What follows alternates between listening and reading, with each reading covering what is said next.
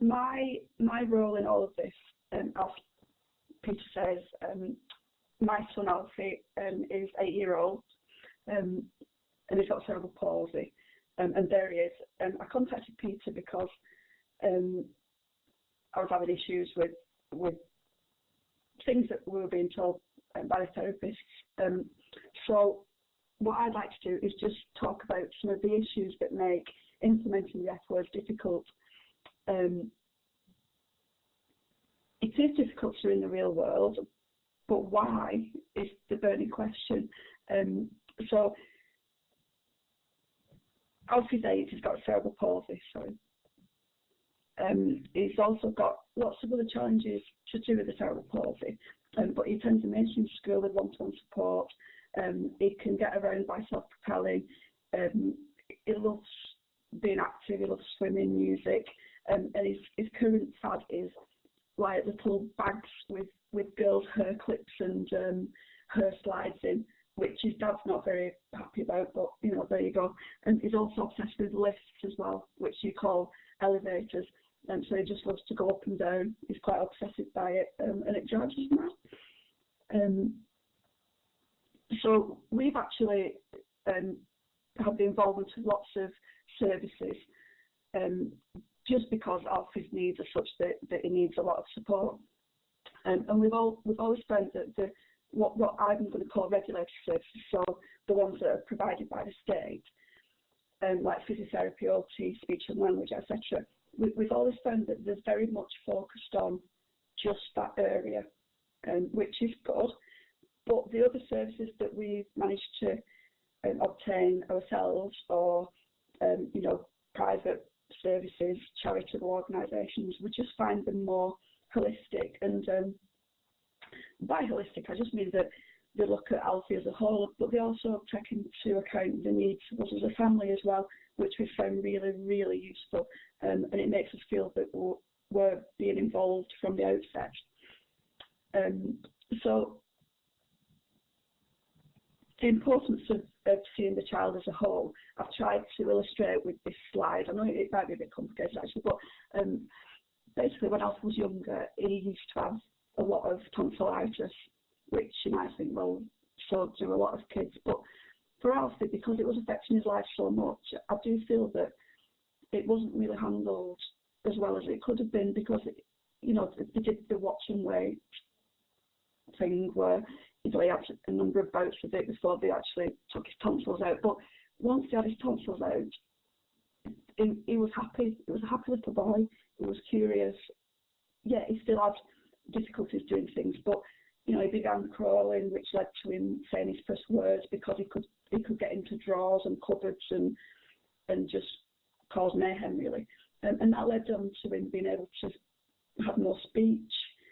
He never shuts up now. He's always asking questions, and that's led to independence. Not just you know, asking for things, but he can actually tell us what he wants and what he doesn't want, and now he can tell us why, which is just, it's fantastic. But you know, again, it's really frustrating. Why am I involved? Well, it's really simple that Alfie likes to walk, and that is fantastic because he doesn't need any encouragement or coaxing. He just loves to do it. But on the other hand, it's not good because as parents we've been given lots of information about whether Alfie should be walking, and this is what prompted me to contact Peter initially. You know, so we were told by the orthopaedic surgeon that walking is beneficial, but the physiotherapist says we don't think he should do it because it could damage his hips. And it was so confusing, and we felt so bad that we didn't know what decision to make. So I contacted Peter. I actually Googled something like benefits of walking in children with CP, and Peter just came up all the time, so I contacted him. I bet he regrets it now though. So why do I like it? Simply because it echoes what I think anyway.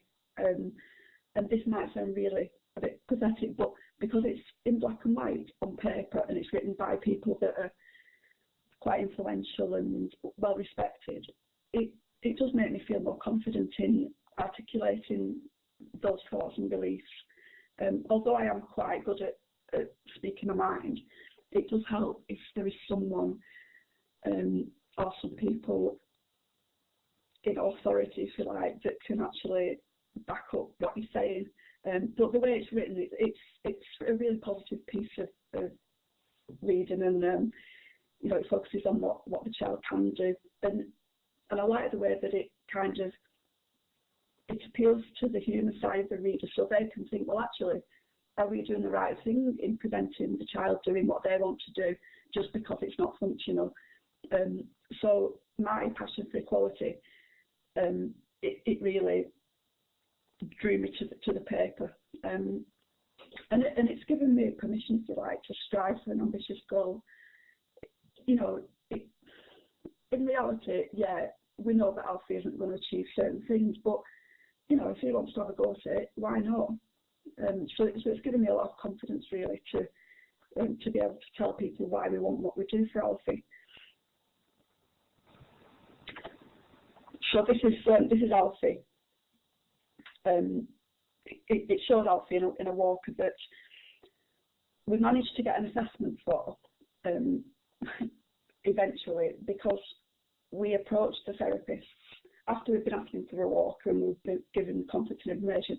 We approached the therapists with this F-words paper, and they took it away. And after a while, they agreed to meet with us, like we'd asked, and they were surprisingly positive about getting Alfie an assessment, which we were surprised at. So we don't know whether it was just the authors of the paper that had influenced them, or whether it was the F-words, or whether it was the ICF. We're not really bothered which, but it actually, it did what we wanted it to. And we were told in that meeting that, the therapists are just looking after Alfie's posture for the future. And I wish I could see your faces now, actually, or hear your reaction, because I don't know what you will think to that. I know certainly that Alfie will totally disagree with that, because he wants to do what he wants to do, and he's probably going to spend the majority of his life using a wheelchair, so he's not bothered that if he gets a few injuries or whatever, just doing what he loves now. And we're also told that it's not functional, which perhaps it isn't, but that leads me on to one of the F words, which is function. And I'm not doing these in any particular order, but I've taken the definition of functional from a dictionary or something. I apologise that I've not referenced it. But like I said, too often we hear, but it's not functional. So, we're not going to give therapy, or we're not going to give equipment because it doesn't do anything functional. But really, my question is, who are we to say what functional means to a child with disabilities? Alfie, for an example, Alfie loves going up and down in lifts, but he also loves going up and down in elevators, in his walker. And God, his heartbeat, you think his heart's going to just explode out of his chest. He's so excited. So yeah, that's not functional because we have to help him do it. But he can reach up to reach up the button and feel the number on the button, and take him to the 8th floor rather than just go to the 3rd floor. And it's things like that. They're not functional. They don't get him from A to B in a very good way. But so what? He can also reach boots from the top shelf when he stood up, that he would have to ask us to tell him what was on the top shelf and what he wants, but he can do it himself.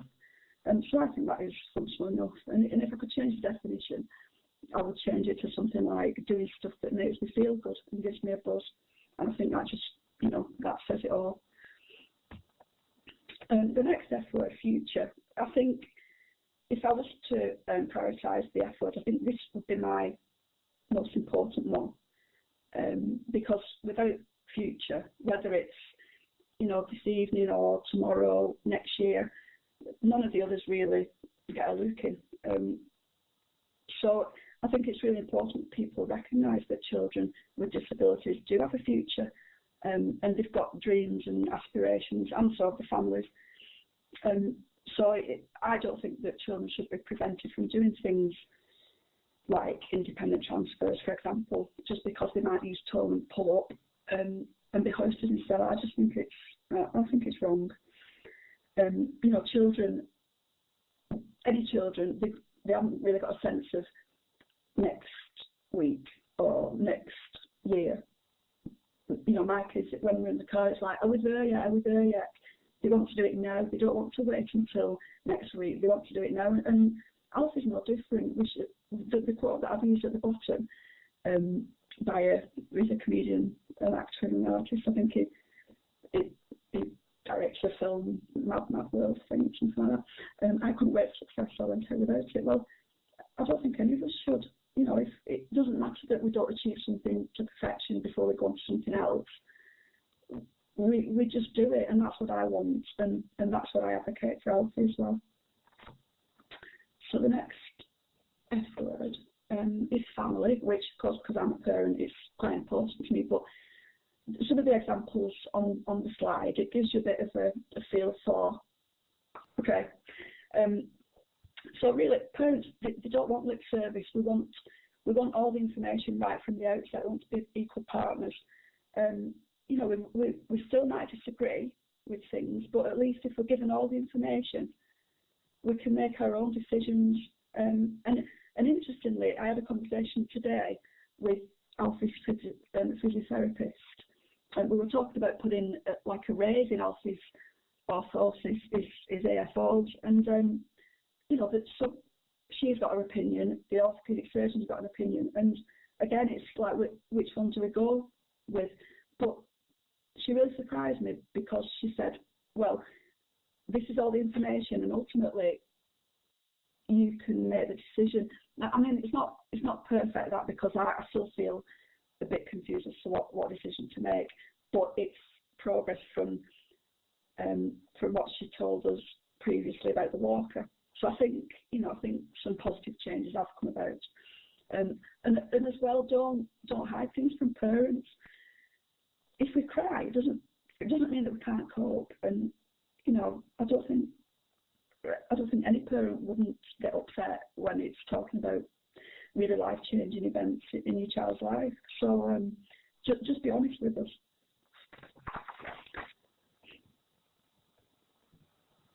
I've grouped fun, fitness and friends into one because I think they're very closely linked, certainly for Alfie anyway. And you know, he's only 8, so a lot of these things, they're all linking together. And as I've said about Alfie doesn't do normal things. He likes doing things that, you know, the general population of children would probably think were really strange. But this can lead to isolation in children. And I just think that because there is still quite a lot of fear amongst adults about talking about disabilities, that is a barrier to actually getting the children playing together. And you know, I know parents of some of the friends that Alfie's got at school, they do talk to me a little bit more now about, you know, well, what can Alfie do, things like that. But I know that they still feel uncomfortable, and that needs to be brought down. And I think if we could get people reading the F words, it could open up discussions so that parents of children without disabilities understand that kids like Alfie, they still want the same things. I don't think there are enough all-ability activities. It seems to either be all disability or all non-disability, if you like. We should appreciate that people need to feel comfortable in supporting kids with disabilities and not making it a massive thing. Education, I do really feel that it should start early, and that children should be taught about the fact that they need to involve kids with disabilities, and I think we need to be a little bit more tougher, really. But that's just my view. It might not be one that everyone shares. My final thought, that just to sum up, attitudes towards disabilities still need to change. I know we have come a long way, but you know, we need to see children and adults with disabilities having the same value as anyone else. Recently in this country, and I'm really embarrassed about this, but we had an MP or a councillor say publicly that children with disabilities cost too much and they should be put down. And I know that that doesn't represent everyone's view. Well, I hope not. But he was silly enough to say it out loud, so that he's been slated for it. But I do think there are a lot of people who actually think that, especially now that we've got the cutbacks and everything. And it's wrong to think that children with disabilities or adults aren't worth the same amount as anyone else. Again, education. We should be showing people that to include a child with disabilities in, in a sports club or in clubs or brownies, scouts, I think you call it. It's not a big deal. It's just you just need a little bit of creative thinking, and it is a responsibility of society. But alone I can't really get that message across. And I know people will probably think, well, how do we tell society that they've got to include people with disabilities?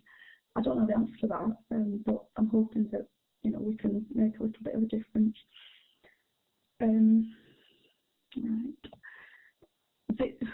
What I did, this is a bit quite an interesting one. The F-word agreement, which I thought was fantastic, and it hasn't gone down too well with the people that are involved with Alfie for some reason. And I think I know why, but I'm not going to say that publicly. I've had really great feedback from parents who said, yeah, can we steal it and use it? And I said, yeah. I've had no feedback from the professionals who work with Alfie, which I do find really disappointing. I've had great feedback and support from you guys as well. So ideally, my plan is that Alfie's going into year 4 in September, so in May time, we start what we call a transition week, and I'm going to introduce it then. I'm going to launch it. I've given everyone an opportunity to give me feedback and say whether they like it or not, whether they don't like it. But because I've not had any, I'll just give it to Alfie and let him launch it himself. I think it's self-explanatory anyway in the agreement. My final thoughts. This story is one of Alfie's favourite stories, called Giraffes Can't Dance. And if for those who've not read it, it's just about a giraffe who's, because of his stature and is so long and thin, he's not a very good dancer. But with the help of one of his friends, they change the music and he becomes really graceful, and he can really impress all his jungle animal friends. So the quote that I've taken from the book, which has always touched me, it says, sometimes when you're different, you just need a different song. And I think if we could all think a little bit like that, and gain inspiration from the F-words paper and ideas, we could, I think we could really make positive changes to the lives of children with disabilities. I might be wrong, but I'm hoping. Thank you.